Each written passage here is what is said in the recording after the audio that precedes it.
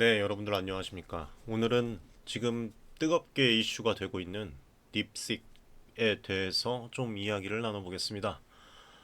이 스타트업의 등장으로 인해서 지금 뭐 시장에서는 엔비디아의 시대가 저물고 있는 거 아니냐? 뭐 여러 가지 이제 그 부정적인 관련 내용들도 나오고 있고, 그래서 정말로 제 관점에서 생각을 했을 때 엔비디아가 흔들릴 만큼 이게 과연 충격적인 사건인가? 그리고 우리 개인 투자자들에게 이 소식을 어떻게 또 해석을 해드려야 될까 고민을 많이 했습니다. 그래서 오늘 좀 깊게 분석을 하려고 합니다.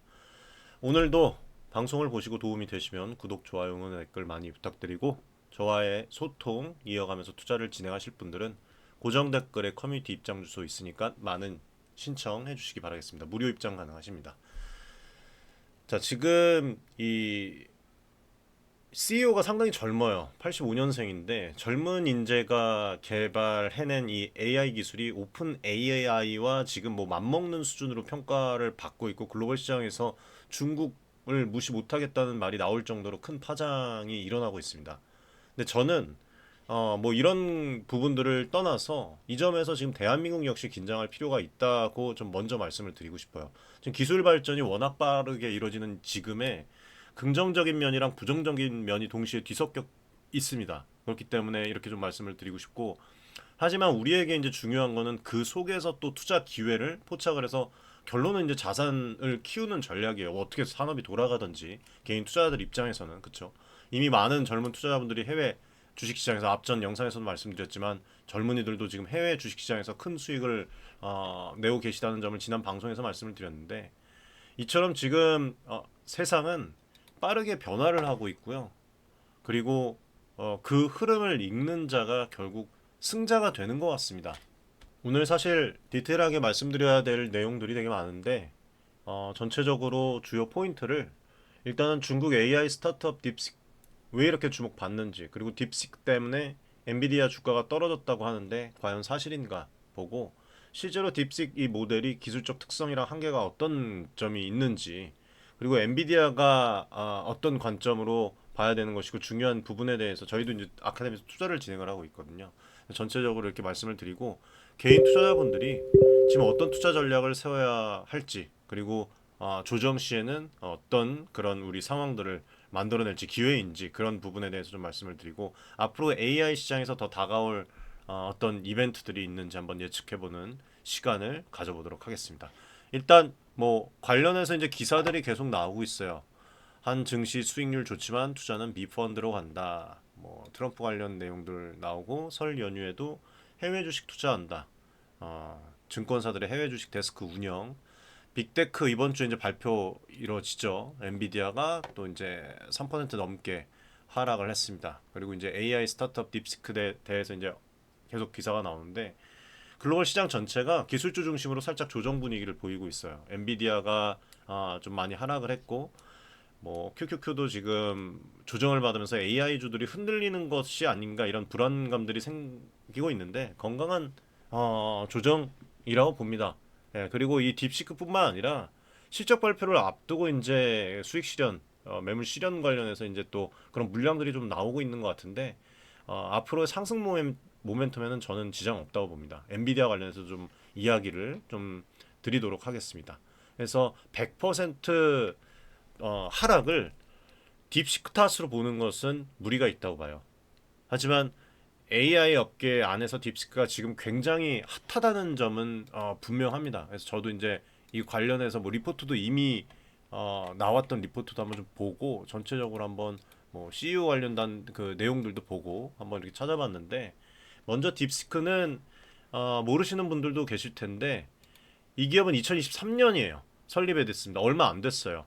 예, 중국의 AI 스타트업이고 본사가 항저우에 있다고 합니다. 상당히 신생 기업이죠. 그런데 2023년에 말부터 딥식 그 V3라고 초대형 오픈 소스 LLM 대규모 언어 모델을 발표를 했는데 그 규모가 무려 6,710억 개의 매개 변수를 갖추고 있습니다.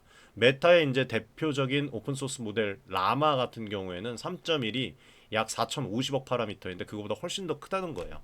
그래서 오픈 소스 모델로서는 거의 최대급 사이즈라고 봅니다. 신생기업인데도 불구하고. 그래서 시장에서 깜짝 놀랐던 대목은 훈련 프라이스입니다, 여러분들. 비용. 예. 일반적으로 이 뭐 GPT-4 같은 이 초거대 모델이 사전 훈련에 수억 달러, 한국 돈으로 뭐 수천억 이상이 들어간다고 알려져 있잖아요. 그런데 이 딥시크 팀에서 밝힌 바에 따르면 약 한 560만 달러 정도밖에 안 들었다고 해요. 물론 이제 560만 달러도 결코 작은 돈은 아니지만 GPT-4 대비 10분의 1 수준이라는 거. 이것만 보더라도 이게 사실이면 굉장히 파격적이죠. 또 벤치마크 테스트에서도 메타의 라마 3.1, 그 다음에 알리바바의 큐언 2.5, 이 쟁쟁한 오픈소스 모델은 물론이고 GPT-4 3.5와 비슷한 수준까지 평가를 받았어요. 이거 뭐 이것만 보더라도 거의 그야말로 센세이션입니다. 그렇죠? 그리고 여기에 이제 추가적으로 더 화제가 된 이유는 미국이 지금 현재 중국에 대한 AI 반도체 수출을 제한하고 있기 때문이에요, 여러분들. 뭐 A100이나 또 H100 같은 이런 고사양 GPU가 사실상 직접 들어가기 어렵고, 또 엔비디아가 만든 그 A800, 뭐 H800 정도만이 이제 제한적으로 유통이 되는 상황이죠. 그래서 딥시크가 이런 성과를 내니까 중국이 이제는 이 소프트웨어 혁신을 통해서 하드웨어 한계를 어느 정도 극복을 하고 있구나라는 그런 평가가 나오고 있습니다. 이게 바로 미국 실리콘밸리를 긴장시키고 엔비디아 주가가 흔들린 어느 정도의 영향 배경이기도 해요. 그리고 특히 이 실리콘밸리 내부 반응들을 보면은 이 뭐 말도 안 되는 비용으로 프론티어급 LLM을 뚝딱 만들어낸 셈이다라는 식의 이제 또 극찬도 이어지고 있어요. 다만 실제 성능을 보면 GPT-4 대비 여전히 좀 오류, 뭐 할루시네이션이라고 이제 좀 오차가 있다는 그런 지적도 나오고 있어요. 그리고 영어가 아닌 중국어 등의 이제 특정 언어에서 강점이 큰지 뭐 이런 부분들은 더 검증이 필요합니다. 실제로 제가 써봤거든요. 챗GPT는 뭐 기본적으로 예전에 이제 뭐 써왔던 그런 경험이 있고, 이 딥식 같은 경우에도 뭐 사용을 해봤는데 아직 좀 딸린 그런 부분들은 있습니다. 하지만 뭐 이 전문적으로 사용하지 않는 분들이 사용했을 때는 뭐 그렇게 큰 차이를 못 느낄 수도 있어요. 아무튼 그렇기 때문에 딥시크가 단순히 이제 GPT-4를 이겼다 이렇게 또 보시는 시각도 있는데, 사실 결론을 내리기는 어렵습니다. 하지만 가능성은 우리가 무시를 못한다는 거죠. 그게 팩트라고 보시면 돼요. 이 딥시크의 그 기술 구조를 좀 알기 쉽게 좀 말씀을 드리면, MLA랑 MOE 아키텍처가 있는데, 딥시크 측이 밝혔다고 알려진 아키텍처 중에 이 MLA 그리고 MOE 관련해서 좀 말씀을 드리겠습니다. MLA 같은 경우에는 텍스트 내의 중요 정보를 반복으로 이제 추출을 해서 잠재 벡터로 압축해 버리는 기법이라고 해요. GPU나 메모리 사용량을 효율화 할 수가 있습니다. MOE 같은 경우에는 트랜스포머 구조 안에 여러 이 익스퍼트 모듈을 두고, 전문적인 모듈을 두고 그때그때 이제 가장 적합한 전문가만 활성을 시켜갖고 추론하는 기법이라고 보시면 돼요. 여기서 이제 트랜스포머라고 말씀을 드렸는데, 트랜스포머는 2017년에 구글에서 개발한 신경망 아키텍처라고 보시면 됩니다. 예. 그래서 병렬 연산이 수월하고 확장성이 뛰어나다는 그런 평가를 받았던 부분이 있어요. 그리고 LLM 얘기를 제가 이제 많이 드렸었는데, 이 LLM 같은 경우에는 여러분들 대규모 텍스트 데이터를 학습을 해서 뭐 우리들이 사용을 하는 자연어들에 대한 이해, 그다음에 뭐 생성 능력을 갖춘 그런 모델들을 말합니다. 그러니까 쉽게 말하면 뭐 GPT 3.5나 GPT-4, 뭐 이런 딥시크 V3 이런 부분 등이 여기에 이제 해당된다고 보시면 돼요. MOE를 이제 다시 설명을 드리면, 트랜스포머 구조 안에 이 전문가 모듈을 두고 그때그때 이제 가장 적합한 그 전문적인 그런 부분들을 활성화시키는 추론 기법인데, 결과적으로 전체 파라미터가 6,710억 개라고 해도 실제로는 340억 개 정도만 활성화하는 식이 가능하니까 메모리 소모나 추론 비용 등을 크게 줄일 수 있다는 것으로 보시면 됩니다. 그리고 우리가 이제 또 봐야 될 게 이 오픈 소스 LLM이 강력해진 부분인데, 최근에 메타에서 그 라마죠. 라마를 공개한 이래로 오픈 소스 이 LLM이 생태계가 엄청 빨라졌어요. 예, 그래서 오늘 그 얘기하는 딥시크도 오픈 소스 모델이라고 스스로 이제 강조를 하고 있고, 이렇게 되면은 수많은 그 개발자들이나 연구자들이 자율적으로 개선이나 버그 픽스를 해주니까 기업 하나가 폐쇄형으로 연구하는 것보다도 훨씬 혁신 속도가 빠를 수가 있습니다. 그뿐만 아니라 소규모 스타트업이나 개인 개발자라고 해도 이미 학습된 거대 모델을 뭐 파인 튜닝하거나 일정 부분만 수정해서 쓸 수가 있으니까 소규모 GPU만 있어도 꽤 괜찮은 결과물을 만들어낼 수 있게 되는 거예요. 제가 이제 주변 개발자분들이나 해외 전문가들의 이 좀 테스트 결과를 좀 찾아봤는데, 딥시크 모델이 단순히 Q&A나 뭐 이런 문장 요약 같은 거는 잘 해냅니다. 하지만 고난도 이 논리적인 부분, 그 다음에 뭐 추론 같은 그런 면에서는 여전히 GPT 이 4가 한 수 위다라는 그런 의견이 되게 많고, 그렇게 저도 보고 있어요. 그래서 GPT-4는 오랜 기간 축적된 데이터, 그다음에 초고사양 그 클러스터 슈퍼컴퓨터급이죠. 그래서 연산을 계속 해온 덕에 좀 더 정교한 사고를 구현하고 있다는 거라고 보시면 돼요. 그래서 딥시크가 GPT-4를 아예 넘어섰다고 보기는 어렵습니다. 하지만 오픈소스 AI가 이렇게까지 따라 붙었다는 점이 파급력이 되게 크다고 보여요. 앞으로 이제 경쟁 구도가 또 일어날 것이라고 저는 봅니다. 그래서 여기에 이제 엔비디아 주가가 휘청했다고 이제 보시는 분들이 되게 있는데, 엔비디아는 GPU에 대한 그 왕좌의 자리, 엔비디아가 일어난 혁신들을 우리가 차분히 좀 살펴보면은, 일단은 그래픽 카드로 출발을 했죠, 회사. 그 다음에 90년대 말부터 3D 그래픽 가속에 최적화된 GPU를 만들어 왔습니다. 그리고 2010년 이후인가요? 예, 전후로 딥러닝이 폭발적으로 성장을 하면서 대규모 병렬 연산에 탁월한 GPU가 인공지능의 핵심 하드웨어로 부상을 한 거죠. 그래서 게임용 그래픽 이 카드만 판매해오던 회사가 AI의 이 시대를 맞아서 데이터 센터용 GPU, AI 가속기 시장을 지배하기에 이런 거예요. 그러니까 한마디로 꾸준하게 준비해오던 게 물 만난 고기라고 보시면 되는 것이죠. 사실 엔비디아가 정말 무서운 점은, 지금 단순히 엔비디아 이렇게 얘기를 하니까 이 강함에 대해서 못 느끼시는 분들이 되게 단순히 많은데, 주가만 보고서 많이 올랐지 않느냐 그러고서. 근데 이 되게 무서운 점은 단순히 좋은 GPU만 만드는 게 아니에요. 쿠다 플랫폼이라는 쿠다라는 이 프로그래밍 언어부터, 이거 뭐 아카데미에서 제가 매번 말씀드렸었는데, 언어부터 딥러닝 프레임워크와 연계된 이런 라이브러리, 예를 들면은 뭐 텐서 RT 같은 경우에도 있죠. 예. 그리고 클라우드 GPU까지 일종의 이제 수직적인 통합 플랫폼을 구축했다는 겁니다. 덕분에 전 세계 AI 연구자들이 엔비디아 없이는 딥러닝을 하기 힘들다라고 지금 보고 있고, 개발 환경이 그만큼 최적화가 되어 있어요. 그래서 이게 이제 뭐 우리가 알고 있는 AMD나 또 인텔, 그리고 뭐 구글, 예? TPU가 쉽사리 넘볼 수 없는, 얘네들이 넘볼 수 없는 강점이라고 보시면 돼요. 그리고 2023년부터 챗GPT나 생성형 AI 열풍이 불면서 2023년 정도죠. 그렇죠?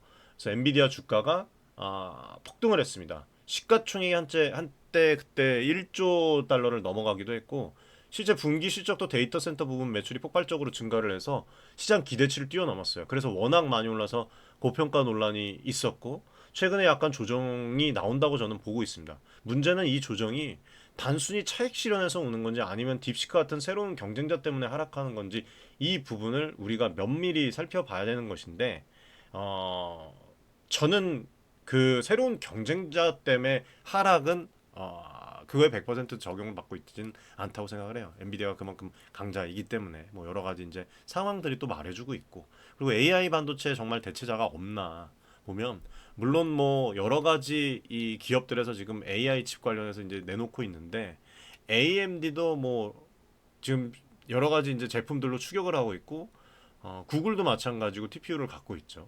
또 한국에서는 HBM 쪽으로 뛰어든다던가, 중국에서는 또 뭐 이런 캠브리콘이나 하이곤이죠. 하이곤 같은 회사들이 성장하고 있어요. 근데 이 모든 업체가 엔비디아의 전체 생태계와 경쟁하기에는 아직 갈 길이 멀다고 봅니다.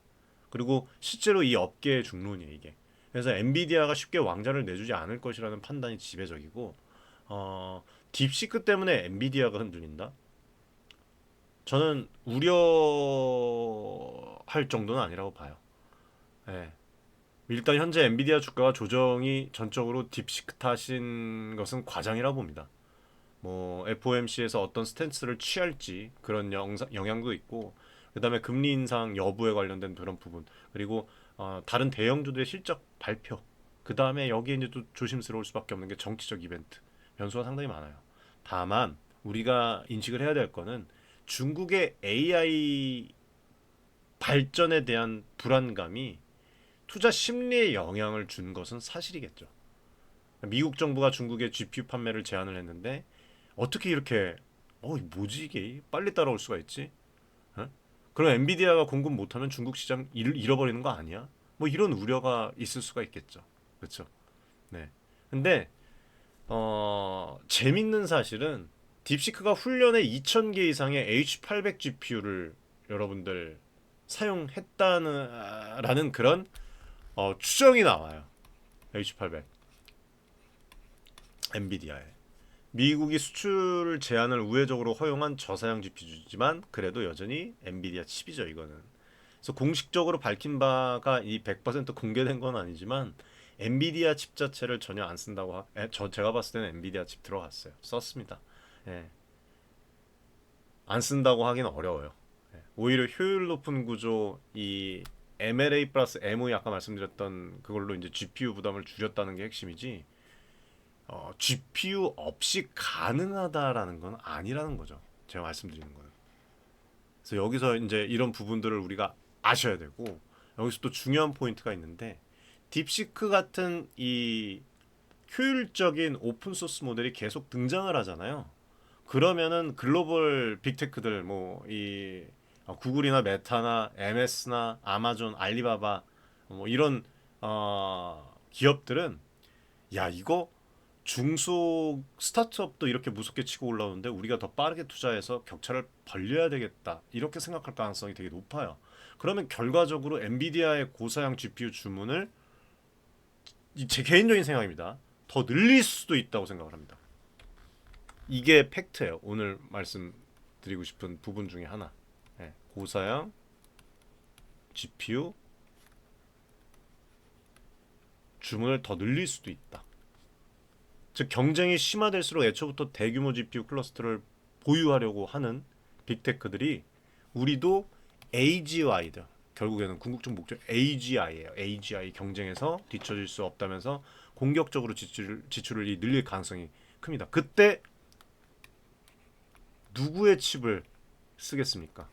당연히 아직까지는 여러분들 엔비디아가 1순위예요. 네? 1순위입니다. 1순위.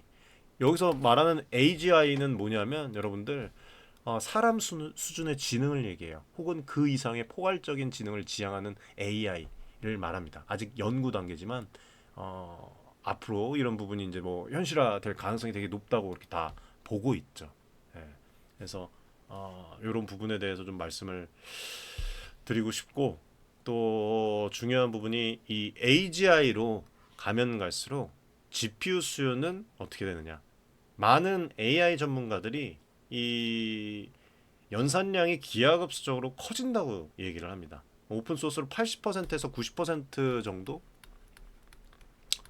이 수준의 AI 성능을 접근하는 것은 빠르더라도 진짜 99%에서 100%에 가깝게 이 정확도를 올리고 창의적 사고까지 구현을 하려면 뭐 엄청난 연산 자원이 들어간다는 거예요. 따라서 고성능 하드웨어에 대한 의존도는 어쩔 수 없이 높아질 수밖에 없습니다. 딥식의 이 효율화가 대단하긴 해도 그 한계를 완전히 부셔버려서 뛰어넘을 수는 없다는 거죠, 아직까지는. 그래서 걱정은 되지만 지나치지 말자는 거예요. 종합하면 딥식 때문에 엔비디아가 뭐 데미지를 장기적으로 받거나 뭐 망할 일은 없죠. 바로 망하거나 그 말도 안 되는 얘기죠. 주가가 폭락해버리는 시나리오는 지나친 우려라고 판단을 합니다. 예, 물론 시장이 이 중국 AI 발전에 대한 그런 부분에 더 주의 깊게 보면서 엔비디아의 밸류에이션을 조금씩 낮춰잡을 수는 있습니다.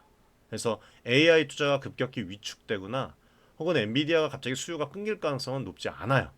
예, 저는 오히려 아카데미에서 커뮤니티에서 말씀드린 부분이 이번 조정을 조금 더 매력적으로 가격이 내려오는 타이밍으로 볼 수 있다고 말씀을 드렸습니다.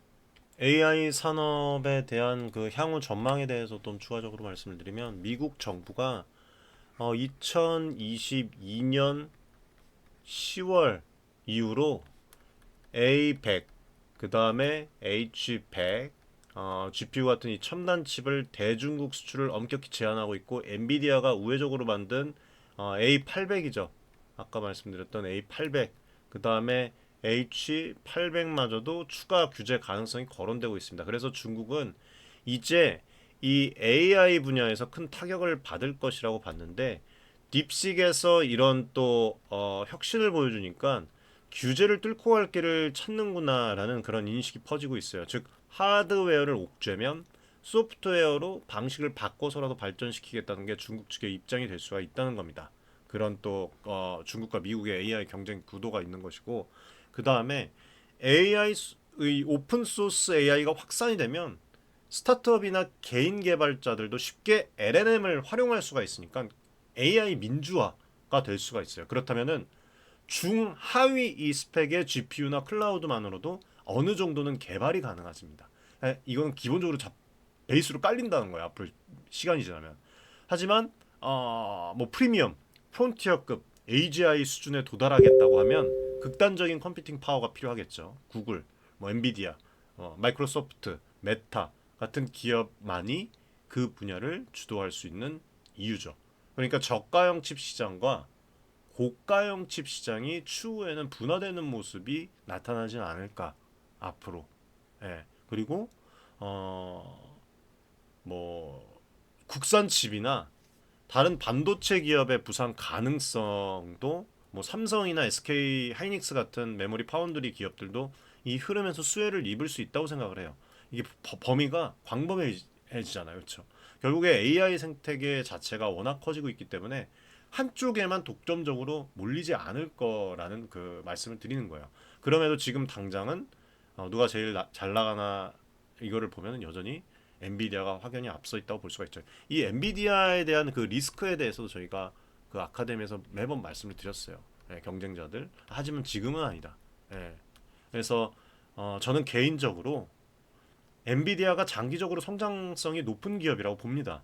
물론 이미 많이 오른 만큼 밸류 부담이 없다고는 말 못하는데 그런데 AI가 앞으로 뭐 3년, 5년, 10년 지속될 메가 트렌드면 초기 국면의 높은 밸류에이션이 유지되는 경우가 역사적으로 많습니다. 가장 중요한 건 주가가 급등했다가 조정을 받을 수 있으니까 뭐 분할 매수를 접근하면서 수익 실현하면서 저희 아카데미에서 진행을 하는 것처럼 이렇게 진행을 하는 거고 이렇게 월스트리트에서 이런 이슈들을 터트리는 데는 다 이유가 있다고 생각을 해야 항상 보면은 일부러 엔비디아 이제 뭐 오히려 기회라고 생각을 합니다. 저는 그래서 이런 부분에 대해서 오늘 잠깐 뭐 연휴인데도 불구하고 말씀을 드렸고 엔비디아의 장기적인 지위는 쉽게 무너지지 않을 것이라는 그런 또 의견들이 저뿐만 아니라 되게 많이 있습니다.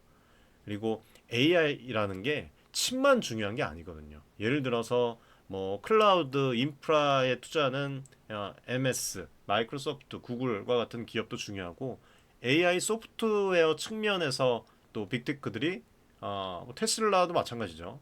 오픈 AI 지분을 가진 MS도 있고 AI에 대한 확신이 있으시면 몰빵을 할 필요가 없어요. 한 그 기업에. 그쵸? 여러 가지 이제 뭐 대장주나 ETF를 통해서 분산 투자하는 방법도 좋아 보이. 그냥 모아 가야 된다고 말씀을 드리는 거예요. 앞전에도 말씀드렸죠, 영상에서. 유튜브 채널에서. 예. 맞는 말입니다.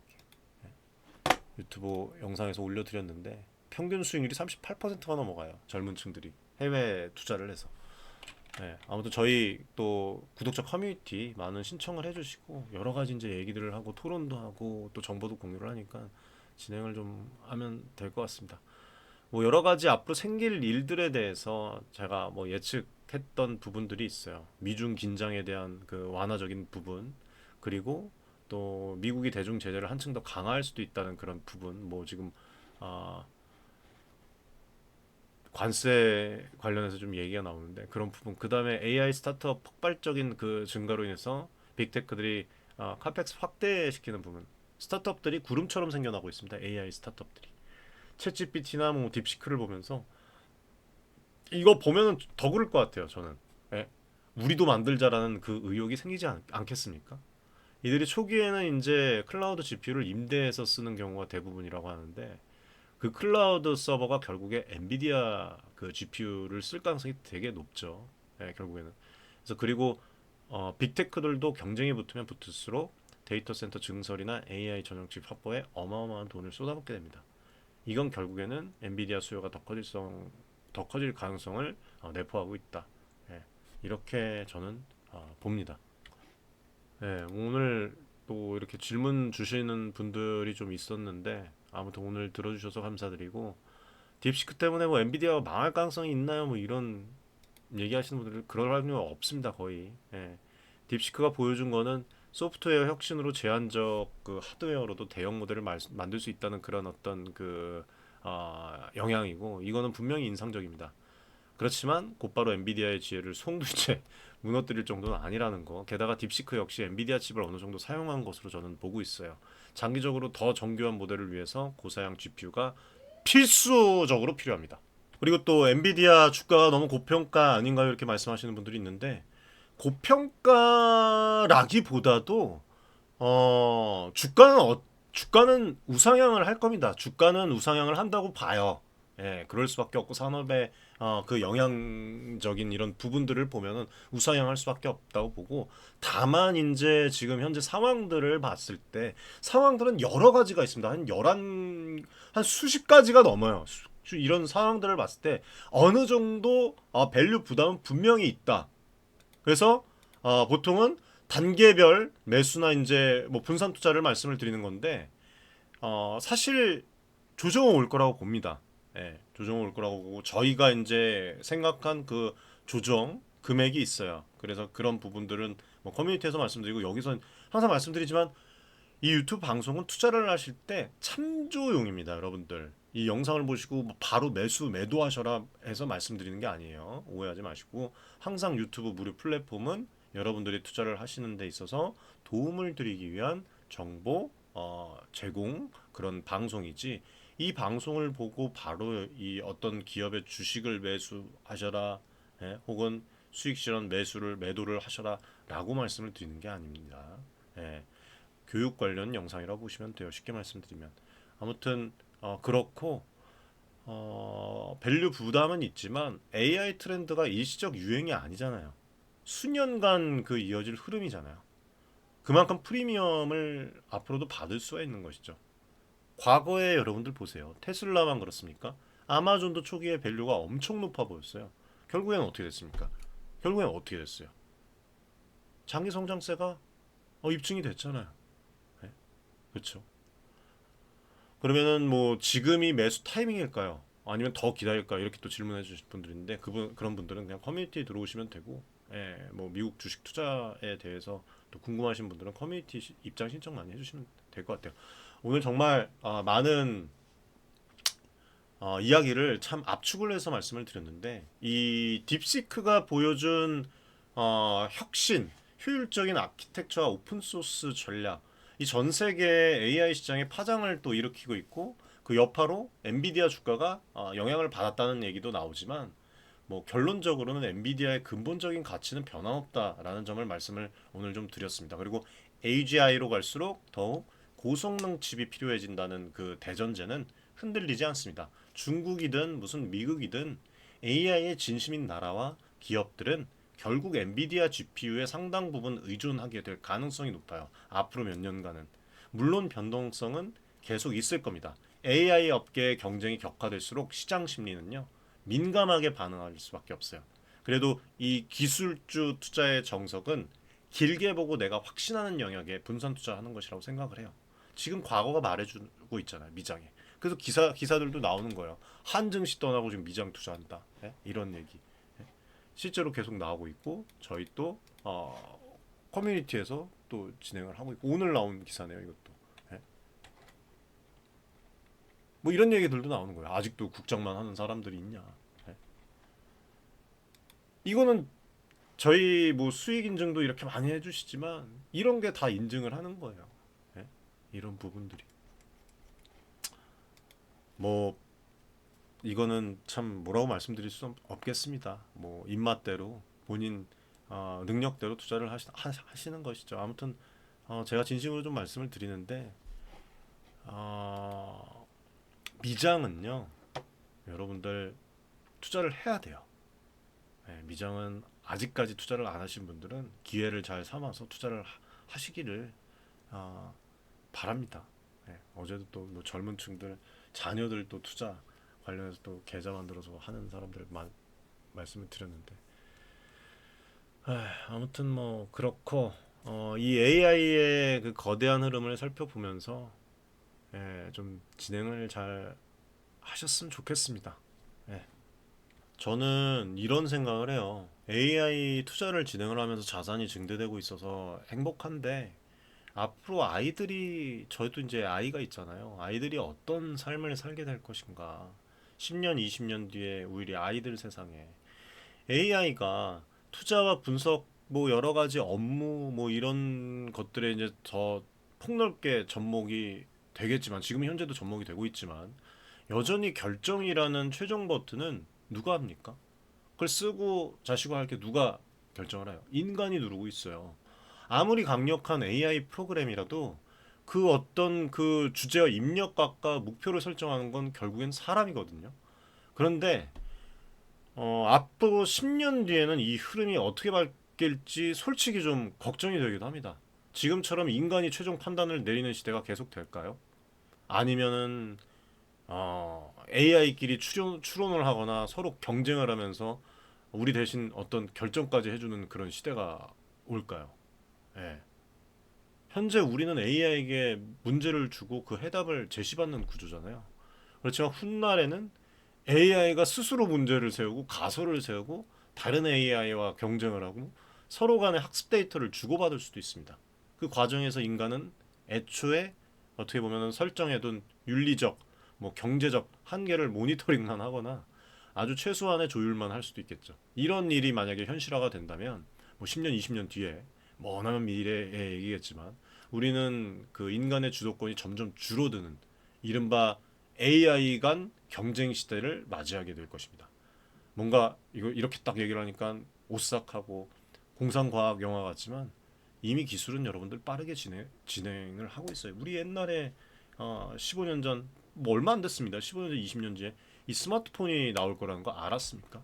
스마트폰 하나로 여기서 결제가 되고 주식을 사고 음식을 먹고 지갑 없이 카드 없이 결제가 되고 영상을 찍고 영화를 보고 예? 아무도 몰랐어요. 그래서 이미 기술은 빠르게 진화를 하고 있는 중이고 그 속도가 예측 이상일 수 있다는 사실이 조금 여러분들 두렵기도 합니다. 예. 그리고 굉장히 이 무서운 게 통제력 상실이 되는 것이죠. 이 부분이 사실 굉장히 무서운 포인트라고 봐요, 저는. 지금은 뭐 AI 결정을 인간이 통제하고 있다고 믿지만 시간이 지나면서 AI 간의 이 경쟁이 더 복잡해지면 인간이 그 결정 과정에서 완전히 이해하기 힘들 수도 있어요. 예를 들면은 어, 투자에서 AI A랑 AI B가 서로 상호작용하면서 뭐 초고속으로 매매 전략을 탁탁탁탁탁탁 내놓고 우리는 그 메커니즘을 100% 파악 못한 채 그냥 결과만 보고 있을지도 모르잖아요. 그 결과가 긍정적이면 상관이 없는데 예측 못한 극단적인 상황이 발생했을 때 우리는 어떻게 대응해야 될까? 근본적인 뿌리를 모르니까 대응 자체를 못해요.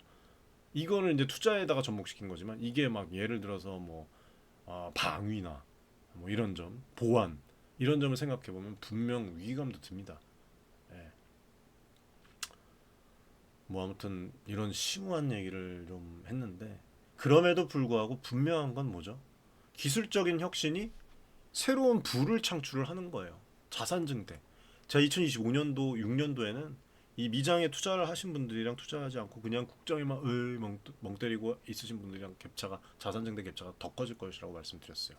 AI가 점점 발전하면 그러면서 투자, 뭐 의료, 연구, 분석, 뭐 차 여러 가지 제조 산업 분야의 효율 혁명을 가져올 수밖에 없고 투자 관점에서 보면 결국에는 성장 가능한 AI 기업 혹은 AI 인프라를 지원하는 기업을 잘 골라서 우리가 장기적으로 보면 조급할 필요가 없어요.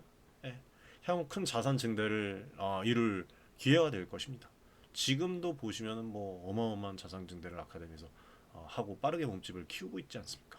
그러니까 이 변화가 무서우면서도 한편으로는 더 큰 기회가 될 수 있다는 사실을 인식을 해야 돼요.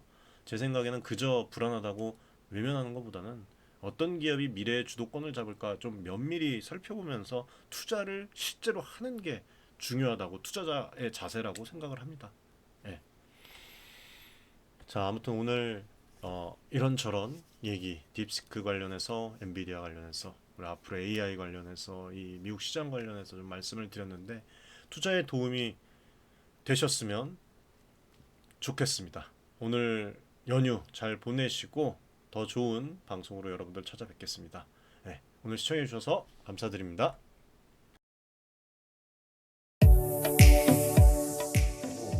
많은 지금 개인 투자자분들이 어려움을 겪고 계신 것을 잘 고민이 상당히 크실 것이라고 투자자 여러분들을 위한 전문적인 필요한 그런 서로 간의 여러분들의 이익을 위한 조치 우리는 이 생각이 늘 단언컨대 윤철중 TV를 좋아하고 자산을 증대를 시킬 수 있을 겁니다. 실제로 지금 에코프로 BM, 에코프로 구독자분들 여러분들과 같은 그냥 개인 투자자예요. 네, 개인 투자자고 부탁드리겠습니다.